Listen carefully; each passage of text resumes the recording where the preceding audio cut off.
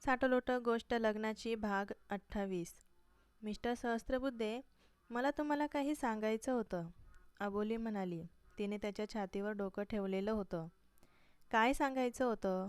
तो तिच्या केसांवर हळूहळू हात फिरवत होता. त्या दिवशी तुम्ही मला विचारलं होतं की जीविका वहिनी माझा इतका राग का करतात. त्याचं कारण आज मला तुम्हाला सांगायचं आहे. ती हळूच मान वर करून म्हणाली. त्याने तिच्याकडे बघितलं. दीपक दादाने त्याच्या मित्रांना बर्थडेची पार्टी दिली होती. तो मला सोबत घेऊन गेला होता. त्या दिवशी मी पहिल्यांदा त्याच्या गर्लफ्रेंडला बघितलं, म्हणजे जीविका वहिनींना बघितलं. आवडल्या होत्या त्या मला. दादाने आमची ओळख करून दिली. तेव्हा जीविका वहिनी माझ्यासोबत चांगल्या बोलत होत्या. पार्टीत सगळ्यांनी ड्रिंक केलेली होती. त्या दोघांना प्रायव्हसी मिळावी म्हणून मी त्यांच्यापासून थोडी लांब जाऊन बसले.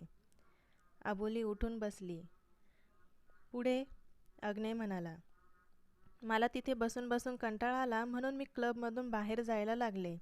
तसा कोणाचा तरी मला ओरडण्याचा आवाज आला. म्हणून मी बघायला गेले तर एक मुलगा जबरदस्ती एका मुलीला आपल्यासोबत घेऊन चालला होता. मला त्या मुलीची मदत करायची होती म्हणून मी पुढे गेले आणि त्या मुलाचा विरोध केला. तर त्याने मला बाजूला ढकललं आणि त्या मुलीला जबरदस्ती तो रूममध्ये घेऊन गेला. मी मदतीसाठी इकडे तिकडे बघितलं पण तिथे कोणीच नव्हतं. म्हणून मी तशीच पळत दादाकडे जायला लागले. तर मध्येच मला जीविका वहिनी भेटली. मी तिला सगळं सांगितलं आणि मदतीसाठी तिला तिकडे घेऊन गेली. माझ्याकडे जास्त वेळ नव्हता सगळ्यांना सांगण्यासाठी, म्हणून मी फक्त जीविका वहिनींना घेऊन गेली. आम्ही दोघींनी त्या रूमचा दरवाजा ठोठावला. त्या मुलाने लगेच दरवाजा उघडला, पण आतमध्ये तो एकटाच होता. मी आत जाऊन त्या मुलीला बघायला लागले तर ती कुठेही नव्हती. याचा जाब मी त्या मुलाला विचारला तर त्याने माझ्यावरच आरोप केला आणि तो मुलगा जीविका वहिनीचा मित्र निघाला. अबोलीने एक दीर्घ श्वास घेऊन सोडला. आरोप? कसला आरोप? अग्नेय उठून बसला आणि तिच्याकडे प्रश्नार्थक नजरेनं बघितलं. मी त्याला सेड्यूस करण्याचा प्रयत्न केला असा त्याने माझ्यावर आरोप केला. अबोली म्हणाली. तसं? अग्नेयच्या हाताच्या मुठी आवळल्या. जीविका वहिनीला माझ्यापेक्षा त्याच्यावर जास्त विश्वास होता. मी खूप सांगण्याचा प्रयत्न केला पण तो मुलगा खूप चालाख निघाला. त्याने जीविका वहिनींना बरोबर आपलं बोलणं पटवून दिलं. जीविका वहिनीला तेव्हापासून मी एक कॅरेक्टरलेस मुलगी वाटते, मुलांना सिड्यूस करणारी मुलगी वाटते. अबोली म्हणाली. तू ज्या मुलीला वाचवण्याचा प्रयत्न केला ती मुलगी कुठे गेली? अग्नेयने विचारलं. माहीत नाही. त्यानंतर ती मुलगी मला परत कधी दिसलीच नाही. त्या दिवशी मी ती रूम पूर्ण बघितली तर त्याच्या रूममध्ये ती नव्हतीच. त्यामुळे मी वहिनींना माझी बाजू पटवून सांगू शकले नाही. तिथेच मी खोटी पडले होते, अबोली उदास चेहऱ्याने म्हणाली. तसं अग्नेयने तिला जवळ घेतलं. तुझी यात काहीच चूक नाही आहे आणि जीविका कधीच कोणती गोष्ट पूर्ण माहीत करून न घेता एखाद्याला दोषी ठरवून मोकळी होती. तिची ही सवय लहानपणापासूनच आहे. तिला खूप वेळा समजवण्याचा प्रयत्न केला पण माणसाचा स्वभाव कधीच बदलत नाही. अग्नेय म्हणाला. मी त्यानंतर पण त्यांना खूप सांगण्याचा प्रयत्न केला पण त्यांनी कधीच ऐकून घेतलं नाही. मला फक्त ती मुलगी भेटली पाहिजे. तिला जीविका वहिनी समोर उभं करून सगळं खरं दाखवायचं आहे, अबोली म्हणाली. त्या मुलीचा चेहरा तुझ्या लक्षात आहे? अग्नेय म्हणाला. हो, मी तिला कसं विसरू शकते. आज ना उद्या कधीतरी ती मला दिसेलच. तोपर्यंत जीविका वहिनीचा राग सहन करायला लागणार आहे, अबोली हसत म्हणाली. दीपकला याबद्दल माहीत आहे? नाही. दादाला काहीच माहिती नाही आहे, ती त्याच्या डोक्यावर खांद्यावर डोकं ठेवून म्हणाली. कोण आहे ती मुलगी? ती जर भेटली तर जीविकाच्या मनातून अबोलीबद्दलचा गैरसमज दूर होईल. अग्नेय विचार करत होता. दुसऱ्या दिवशी सकाळी अबोलीला जाग आली तर ती त्यांच्या बेडरूममध्ये होती. तिने आजूबाजूला बघितलं तर अग्नेय नव्हता. अबोली पटापट स्वतःचं आवरलं आणि खाली आली तर रणजित, सूर्यजित, प्रमिला आणि रंजना सगळे हॉलमध्येच बसलेले होते. तुम्ही सगळे कधी आलात? ती म्हणाली. आम्ही रात्री आलो. तुला अग्नेयने सांगितलं नाही का? प्रमिला म्हणाल्या. नाही, त्यांनी काहीच सांगितलं नाही. तिला खरंच त्याने काहीच सांगितलेलं नव्हतं.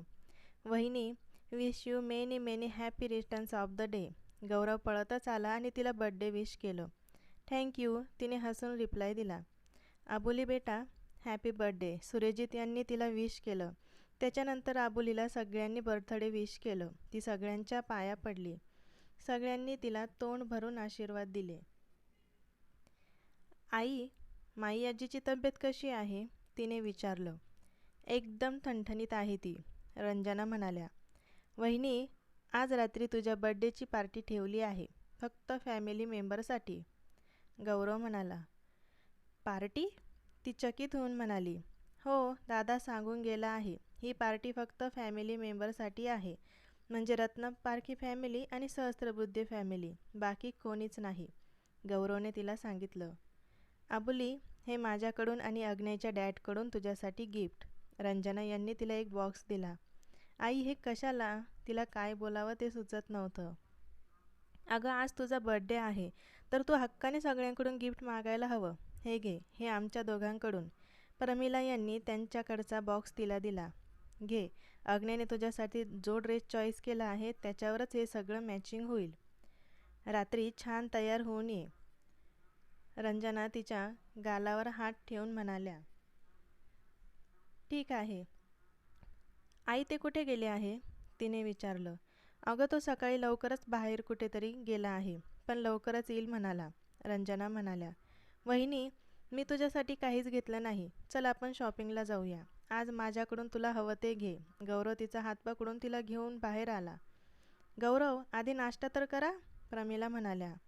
मॉम, आम्ही बाहेरच नाश्ता करू, बाय. तो काहीच न ऐकता तिला घेऊन निघाला. गौरव, मला कपडे तर चेंज करू दे, आबोली त्याला म्हणाली. तू घातलेले कपडे खूप चांगले आहेत, त्यामुळे कपडे चेंज करण्याची गरज नाही. त्याने तिच्यासाठी गाडीचा दरवाजा उघडला तशी ती नकारार्थी मान हलवत आत बसली. बरं, मला सांग, आधी खायचं का शॉपिंग? त्याने विचारलं. आधी शॉपिंग, ती लगेच म्हणाली. जो हुकुम मेरे वहिनी, तो तिच्यापुढे झुकून म्हणाला. तसं तिने त्याच्या पाठीवर एक फटका मारला. चल, ती त्याच्या नौटंकीवर हसत म्हणाली. अग्नेय सकाळी लवकरच ऑफिसला आला होता. आधी त्याने त्याच्या सगळ्या महत्त्वाच्या फाईल सिक्रेट ठिकाणी ठेवल्या. कृतिकावर त्याला पण संशय होता, पण त्याला तिला रंगे हात पकडायचं होतं. ती काल न सांगता त्याच्या कॅबिनमध्ये आली हे त्याच्या नजरेतून सुटलं नव्हतं, कारण त्याने ठेवलेल्या सगळ्या फाईल थोड्या इकडच्या तिकडे झालेल्या होत्या. त्यावरून त्याला लगेच डाऊट आला की ती काहीतरी चोरायला आली होती. थोड्या वेळ ऑफिसमध्ये काम करून तो घरी जाणार होता. सकाळी तो निघाला तेव्हा आबोली झोपलेली होती, म्हणून त्याला तिची आठवण येत होती. आबोलीला फोन करून बघतो, असं म्हणून त्याने तिला फोन केला, पण ती उचलत नव्हती. तिचा फोन रूममध्येच राहिला होता. आबोली फोन का उचलत नाहीये? त्याने तिला 4-5 कॉल केले, पण ती रिसीव केला नाही. शेवटी वैतागून त्याने घरी फोन केला. तेव्हा त्याला कळालं की गौरव तिला शॉपिंगला घेऊन गेला आहे. वहिनी, हा ड्रेस तुला खूप छान दिसतोय, हा पण घे, गौरव म्हणाला. गौरव, आत्तापर्यंत मी 20 ड्रेस ट्राय केले. तू सगळ्यांना छान म्हणत आहे आणि पॅक करायला लावत आहे, ती वैतागून म्हणाली. अगं वहिनी, सगळे ड्रेस तुला छान दिसत आहे, म्हणून मी म्हणालो, तो म्हणाला. तसं तिने डोक्यावर हात ठेवला. आबोलीने ट्राय केलेल्या ड्रेसमधले 2-3 ड्रेस पॅक करायला सांगितले. आता या ड्रेसवर जे जे घ्यायचं आहे ते घे. ते दोघं लेडीज सेक्शनमधून बाहेर पडले आणि समोरच अग्नेय एका मुलीसोबत बोलताना दिसला.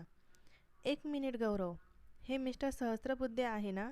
आबोलीने गौरवला त्याच्याकडे बोट करून दाखवलं. ही तर दादाची गर्लफ्रेंड होती, गौरव बोलून गेला, पण नंतर त्याने जीभ चावली.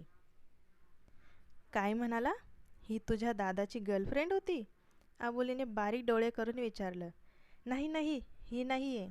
मला लांबचं दिसायचा प्रॉब्लेम आहे. डोळे चेक करून घ्यावे लागतील. हल्ली डोळ्यांचा प्रॉब्लेम खूपच जास्त वाढायला लागला आहे. तो सारवासारव करायला लागला. गौरव, तिने खूप प्रेमाने त्याचं नाव घेतलं. वहिनी, त्याने घाबरून तिचं नाव घेतलं. कुठून दुर्बुद्धी सुचली आणि वहिनीला शॉपिंग करायला घेऊन आलो, म्हणून तो स्वतःलाच मनात लाखो शिव्या देत होता. तुझा दादा ज्या मुलीशी बोलत आहे ती त्याची गर्लफ्रेंड होती का? तिने विचारलं. तशी त्याने आधी नाही मध्ये मान हलवली. नंतर हळूच होमध्ये मान हलवली. वहिनी, आता दादामध्ये आणि तिच्यामध्ये काहीच नाही आहे, तो घाबरून म्हणाला. त्याला वाटलं अबोली अग्नेयबद्दल गैरसमज करून घेईल. अबोलीने एकदा त्या मुलीकडे बघितलं. दिसायला तर जबरदस्त सुंदर होती, पण अग्नेयने आधीच तिच्याबद्दल सगळं क्लिअर केलेलं होतं. चल आपण पण तिला भेटूयात. ती गौरवचा हात धरून त्याला अग्नेय आणि त्या मुलीजवळ घेऊन आली. अहो, तिने गोडीत आवाज दिला. इकडे गौरवचा हार्ट फेल होता होता राहिला. अग्नेयने तिच्याकडे बघितलं आणि स्माईल केली. त्या मुलीने अबोलीकडे बघितलं आणि बघतच राहिली. अबोली साडीवरच होती. तिला वाटलं अग्नेयची बायको मॉडर्न असेल, पण ही तर अगदी साधी होती. पण साध्या वेशातही ती जबरदस्त आकर्षक दिसत होती. काजल, ही मिसेस अबोली अग्नेय सहस्त्रबुद्धे. अग्नेयने अबोलीच्या कमरेत हात घालून तिला जवळ घेतलं आणि तिची ओळख करून दिली. गौरव तर डोळे फाडून बघत होता. अबोली, ही काजल, माझ्या कॉलेजमध्ये होती. अग्नेयने काजलची ओळख करून दिली. हाय. अबोलीने तिला हाय केलं. तसा तिने हसून रिप्लाय दिला. तुम्ही इथे? अबोली अग्नेयला म्हणाली. मी तुला कॉल करत होतो, पण तू माझा कॉल रिसीव्ह केला नाही. म्हणून घरी फोन केला तर कळलं की तुम्ही दोघे शॉपिंगला आला आहात. मग घरी न जाता मी डायरेक्ट इकडे आलो, तो म्हणाला. त्या दोघांना सोबत बघून काजलला थोडी जेलेसी झाली. जीविकाने सांगितलं की अग्नेयला अबोली आवडत नाही, पण हे दोघं एकमेकांसोबत खुश आहे. तुमची शॉपिंग झाली का? अग्नेयने विचारलं. नाही अजून. आज माझी सगळी शॉपिंग गौरवकडून आहे. तसा गौरव गडबडला. अच्छा, म्हणजे माझ्या डेबिट कार्डवर गौरव तुला शॉपिंग करून देणार होता? अग्नेय भुवया उंचावून म्हणाला. तसं तिने गौरवकडे बघितलं. सध्या माझ्या अकाउंटला इतके पैसे नाही आहे, म्हणून मी दादाच्या डेबिट कार्डवरून तुला शॉपिंग करून देणार होतो, जे त्याने मला इमर्जन्सीसाठी दिलं होतं. हां, पण मी त्याचे सगळे पैसे हळूहळू देऊन टाकेल, गौरव खाली मान घालून म्हणाला. तसं अबोली आणि अग्नेय दोघांना पण त्याचं खूप हसू आलं. अग्नेय, मी आता जाते. माझी शॉपिंग झाली आहे, काजल म्हणाली. ओके, अग्नेय म्हणाला. तशी ती लगेच निघून गेली. जीविका, तू माझ्याशी खोटं बोलली की अग्नेय अबोलीसोबत खुश नाही आहे. पण त्याच्या चेहऱ्यावरून तर वाटत नाही की त्याला अबोली आवडत नाही. ज्या प्रकारे त्याने तिची ओळख करून दिली, त्यावरून असंच वाटत आहे की त्याचं तिच्यावर प्रेम आहे. नाहीतर अग्नेय असा व्यक्ती नाही आहे जो बाहेरून एक आणि आतून एक आहे. त्या दोघांच्या सुखी आयुष्यामध्ये मी कधीच येणार नाही. काजल मॉलमधून तडक निघून गेली. अबोली तिची खरेदी करत होती आणि हे दोघं भाऊ तिच्या मागे रिकामेच फिरत होते. अग्नेयला एक कॉल आला. त्याने बघितलं तर तो अबोलीच्या मॉमचा होता. तिचा फोन घरी आहे म्हणून त्यांनी अग्नेयला कॉल केला. अबोली, तुझ्यासाठी कॉल आहे. अग्नेयने त्याचा मोबाईल तिच्याकडे दिला. तिने प्रश्नार्थक नजरेनं त्याच्याकडे बघितलं. मग मोबाईलकडे बघितलं तर तिच्या मॉमचाच होता. हॅलो मॉम, ती म्हणाली.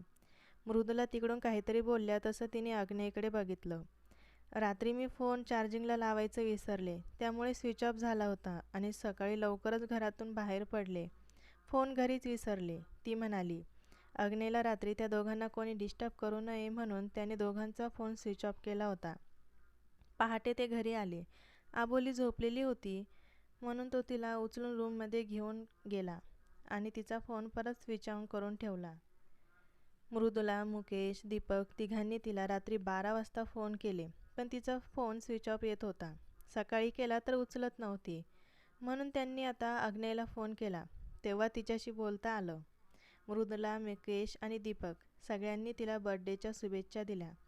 थोड्या वेळ त्यांच्यासोबत बोलून तिने फोन कट केला आणि अग्नेयकडे दिला.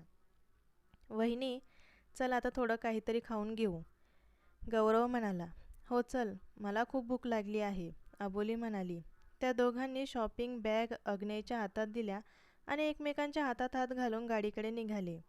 अग्नेयने एकदा त्यांच्याकडे बघितलं आणि एकदा शॉपिंग बॅगकडे बघितलं. या दोघांनी तर मला नोकर बनवलं आहे, त्याने नकारार्थी मान हलवली आणि तिथल्याच एका काम करणाऱ्या मुलाला बोलावून त्या बॅगा गाडीत नेऊन ठेवायला सांगितल्या. आजचा भाग इथेच संपत आहे. लवकरच भेटूया पुढच्या भागात. चॅनलला सबस्क्राईब केलं नसेल तर सबस्क्राईब नक्की करा. आणि सॉरी, पाऊस असल्यामुळे थोडं लेट होत आहे.